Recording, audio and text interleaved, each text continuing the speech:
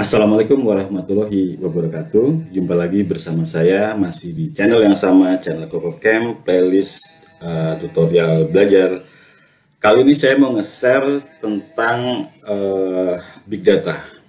Ya, jadi mungkin kalian pada pernah dengar yang namanya Big Data. Cuman nggak ada salahnya saya sekedar ngasih insight tentang apa itu Big Data, kemudian platform apa yang sekarang ini sedang tren digunakan, serta seluruh environment yang terkait di dalamnya. Nah, jangan lupa buat kalian yang belum subscribe, silahkan subscribe. Tinggal klik aja di foto saya di pojok kanan bawah ini, supaya tidak ketinggalan update-update terbaru dari channel saya ini.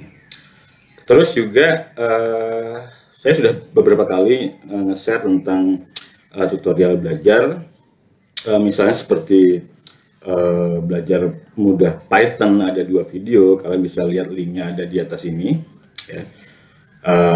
Terus juga ada kemarin terakhir 3 seri SQL ya. Kalian bisa coba supaya bisa ngebantu kalian sedikit lah tentang pemahaman atau fundamental dari 2 tema yang sudah saya share sebelumnya. Oke, mungkin kita langsung aja belajar tentang pemahaman Big Data dan environmentalnya. Jadi Big Data sendiri itu sebenarnya adalah evolusi. Jadi evolusi dari penggunaan aplikasi dan basis data. Jadi kalau mungkin 1 dekade yang lalu terkenal dengan istilahnya itu OLAP dan OLTP. OLTP itu Online Transaction Processing. Kemudian juga ada OLAP, Online Analytical Processing. Jadi semakin kesini itu teknologi sudah semakin canggih, dan beberapa transaksi diantaranya tidak bisa diakomodir dari metode OLAP dan OLTP. Makanya sekarang hadir yang namanya Big Data. Sekali lagi, ini video khusus buat kalian yang mungkin backgroundnya itu dari profiling non-IT. Jadi supaya tidak terbayang mungkin yang namanya Big Data itu simple ya. Jadi data besar, kemudian ada kemudahan di dalamnya, nggak masalah. Nanti akan kita bedah ya, apa sih yang ada dalam sebuah Big Data itu. Nah, saya coba ingin menganalogikan proses Big Data itu ke dalam 3 bagian: input, proses, dan output. Oke, jadi data dikatakan sebagai sebuah Big Data. Kalau menurut saya itu memang pas dengan memenuhi 3 kriteria. Pertama itu 3V ya, kriteria 3V. Jadi yang pertama itu adalah velocity. Yang kedua itu variety. Yang ketiga itu volume. Ya, jadi velocity kecepatan, variety beragamnya data, kemudian untuk volume itu besarnya data. Jadi minimal ketiga ini ciri-ciri yang ada dalam mungkin perusahaan kalian atau mungkin instansi kalian. Ketika 3 ini terpenuhi, maka bisa jadi kalian membutuhkan yang namanya Big Data. Oke, ada juga V yang keempat. Beberapa referensi itu misalnya menyebutkan V yang keempat itu adalah veracity. Boleh-boleh saja, sah-sah saja. Cuma kalau menurut saya unsur 3V ini itu sudah memenuhi kriteria dikatakan sebagai Big Data. Saya coba juga nanti akan mengenalkan sedikit tentang platform open source Big Data yang sekarang ini sedang tren. Ya, bukan baru-baru ini sih, sudah agak lama ya, sekitar 1 tahun 2 tahun terakhir ini lah. Oke, jadi kalau tadi saya bilang ya tentang saya bagi ke dalam tiga kategori. Pertama adalah input ya, input. Kemudian ini ada proses, terus ada output ya. Nah, pertama input ya. Kalau saya bisa bagi, pertama yang namanya Big Data pasti butuh yang namanya itu data source ya. Nah, jadi data source ini bisa beragam sumber datanya. Pertama bisa jadi itu data dari internal perusahaan atau instansi, ya. Jadi bisa jadi juga dalam satu perusahaan itu punya banyak sistem, punya banyak data. Nggak ada masalah sih. Punya banyak mesin misalnya, ya. Atau juga data itu juga bisa berasal dari eksternal, misalnya seperti sosial media misalnya. Itu juga bisa. Nah, karena sumber data yang banyak untuk mendukung variety, ya, maka dibutuhkan yang namanya teknik data agregator. Jadi teknik pengumpul data. Nah, data agregator ini sebenarnya bukan sebagai sebuah teori saja, cuman memang ada toolsnya. Ada dua teknik yang bisa digunakan untuk tools ini. Pertama itu teknik saya katakan ini pull base, ya, pull base. Yang kedua ini push base. Nah, pull base itu kalau di Google Cloud Platform GCP itu seperti kita menggunakan namanya Google PubSub, publish dan subscribe. Jadi itu digunakan metodenya itu teknik yang digunakan seperti dalam YouTube ada subscriber, atau misalnya notifikasi ke drawer Android. Nah, itu adalah teknik push base. Oke, kembali lagi ke topik pull base. Kita bisa menggunakan Apache Kafka atau RabbitMQ. MQ itu messaging queue. Jadi ini konsepnya seperti Java messaging queue, JMQ. Dia menarik. Nah, teknik yang kedua itu adalah push base. Push base kalau untuk Apache yang bisa kita gunakan toolsnya adalah Apache Flume, atau kita juga bisa menggunakan Spring XD. Itu juga bisa. Oke, ini Spring XD. Nah, ketika data ini ditarik dari data source, ya, ini saya contohkan misalnya data dari internal lah. Kalau data dari eksternal itu sebenarnya banyak API yang tersedia, misalnya seperti kayak Twitter pun itu sudah menyediakan API untuk menarik data digunakan untuk analisis sosial media. Nah, setelah data ini ditarik dengan teknik pull ataupun push base, tekniknya data agregator, maka masuklah ke processing. Jadi kalau processing ini sebenarnya filosofinya adalah melakukan streaming. Jadi streaming dari data agregator sebelum masuk ke data store. Proses dalam pengolahan data agregator itu umumnya terbagi dalam dua. Jadi ada yang real time, ada yang non real time. Nah, seperti ini. Jadi apa bedanya? Real time itu digunakan untuk melakukan processing yang sifatnya itu tidak terlalu detail datanya. Jadi data yang sifatnya itu kecil-kecil lah, parsial semacam rekap ataupun mungkin data yang jumlahnya itu kecil, tidak besar. Jadi langsung disedot dari data agregator, kemudian di streamingkan secara real time masuk ke data store. Nah, di sini juga ada beberapa tools yang bisa digunakan. Ya, kalau misalnya tools yang bisa dipakai dari platform open source itu Apache Storm. Apache Storm. Kemudian juga kita bisa menggunakan yang namanya itu Apache Spark Streaming. Kemudian juga kita bisa menggunakan Spring XD. Ini untuk processing untuk real time streaming. Nah, kemudian Kalau kita bicara tentang processing yang non real time, jadi non real time ini membutuhkan sebuah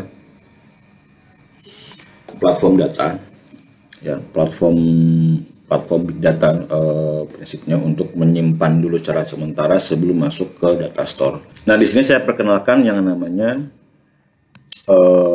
tunggu, warnanya apa ya? Warnanya ini aja deh. Warnanya blue. Hadoop. Mungkin kalian pernah dengar ya Hadoop. Ini juga salah satu platform big data open source bentukan dari Apache. Oke.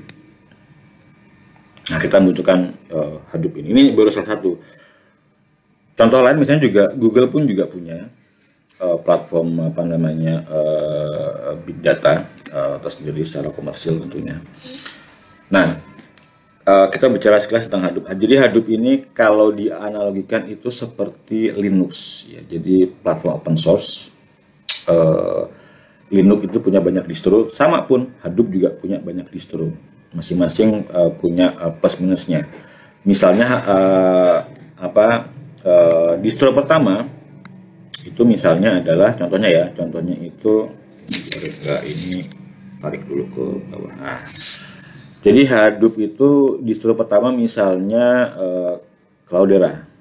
Ya, Cloudera itu punya salah satu query engine yang lumayan bagus, itu namanya Impala.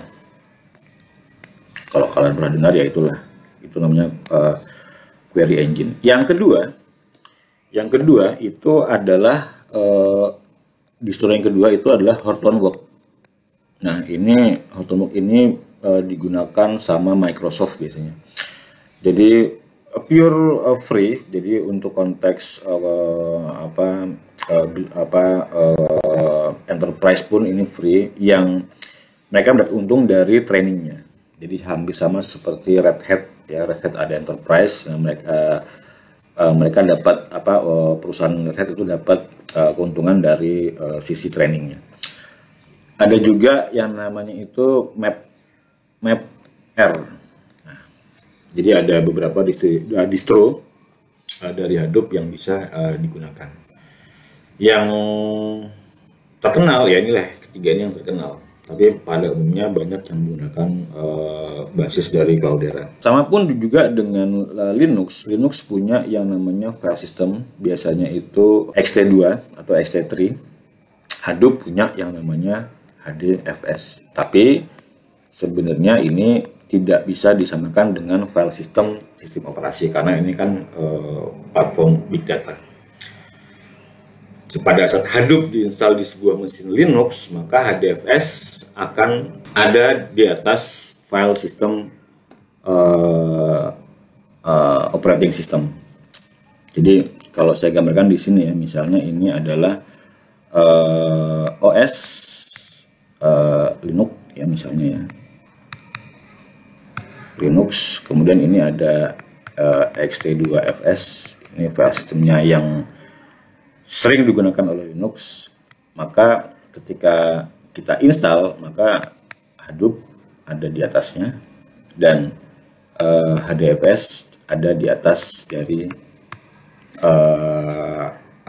file system dari OS-nya seperti itu. Oke. Sebenarnya dengan platform open source pun itu tidak serta-merta nggak ada masalah gitu ya. Tetap saja ada beberapa kelemahan dengan kita menggunakan Hadoop sekalipun misalnya ya. Pertama misalnya adalah Hadoop itu tidak bisa mengolah dataset secara paralel. Walaupun sekarang sudah ada solusinya Hadoop yang versi 2.1 itu dengan menggunakan mekanisme YARN. Ya, dengan mekanisme YARN. Jadi itu solusi yang diberikan oleh si Apache Hadoop ya, untuk Hadoop agar bisa mengolah data secara paralel processing. Kemudian yang kedua itu adalah isu dilatensi. Isu dilatensi keterlambatan pengolahan data, tapi itu juga sudah disolusikan dengan penggunaan data store berupa NoSQL. not only SQL. Nanti akan kita jelaskan di setelah ini. Oke, untuk processing secara non real time ini itu juga membutuhkan tools ya. Ternyata membutuhkan tools. Toolsnya apa aja sih? Jadi, bentar, ini saya geret dulu. Oke. Kita bisa menggunakan tools itu yang namanya Hive. Jadi Hive ini satu tools bentukan dari Facebook. Karena mereka juga mengolah data yang super besar ya. Kita juga bisa menggunakan tools yang namanya itu Pig. Pig ini babi. Ini bentukan dari Yahoo. Nah, lebih detail lagi, Pig ini sebenarnya terbagi dua. Ini ada Pig Latin. Ini Pig runtime. Ini scriptnya, ini eksekusinya. Itu kan dari Yahoo. Yang ketiga, yang natif dari Apache itu kita bisa menggunakan Apache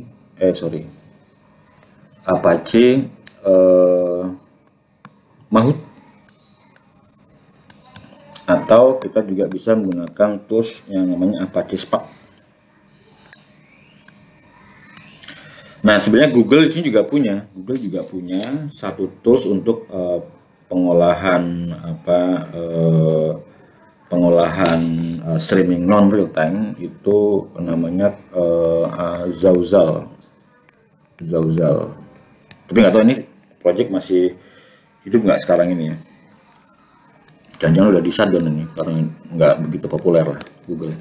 Zauzal. Oke. Nah, jadi disitulah processing secara real time ataupun non real time dilakukan dengan beberapa tools yang ada. Nah, kemudian setelah diolah maka akan disimpan, ini di processing ini akan disimpan ke dalam data store. Kalau yang real time itu langsung masuk ke data store. Saya ini coba dihapus dulu deh. Hapus dulu. Ini output ya.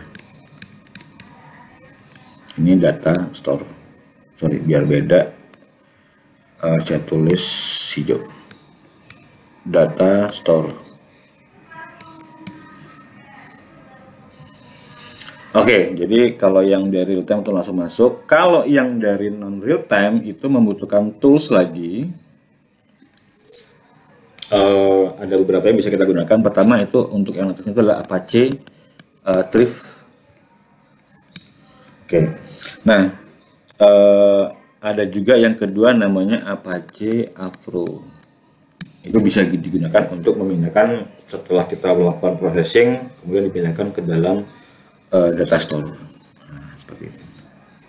Setelah data store, ya, nanti ini berikutnya adalah endingnya adalah apps-nya. Nah, selesai di sini. Nah, tadi yang seperti saya bilang bahwa data store itu memuat penggunaan extended RDBMS, ya. Basisnya adalah NoSQL. No, ini not only, bukan artinya tidak, tapi not only SQL. Nah, ini bisa macam-macam, bisa ada, kita bisa pakai MongoDB misalnya ya, atau misalnya mana sini? Atau misalnya kita juga bisa pakai yang namanya Oracle SQL Server, yang basisnya itu memang basis NoSQL ya, SQL Server. Kemudian kita juga bisa menggunakan Apache HBase. Kita juga bisa menggunakan Apache Cassandra.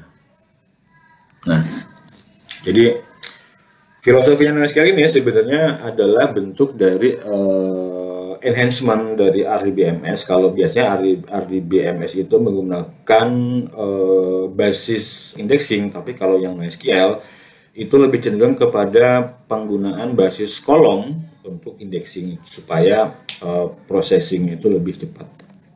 Seperti itu. Jadi inilah gambaran tentang environment dari sebuah big data. Karena big data sendiri itu kan punya berbagai manfaat. Pertama, kita bisa menggunakan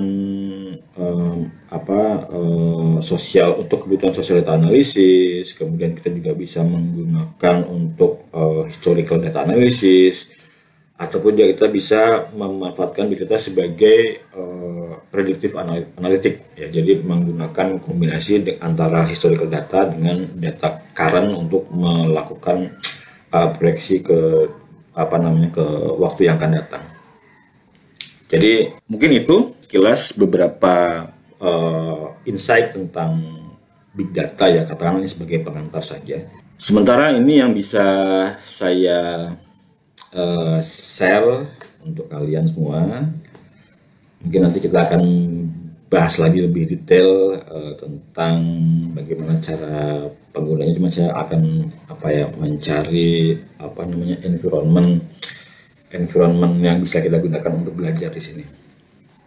Jadi jangan lupa buat kalian yang belum subscribe, silahkan subscribe, share dan like videonya biar kalian suka.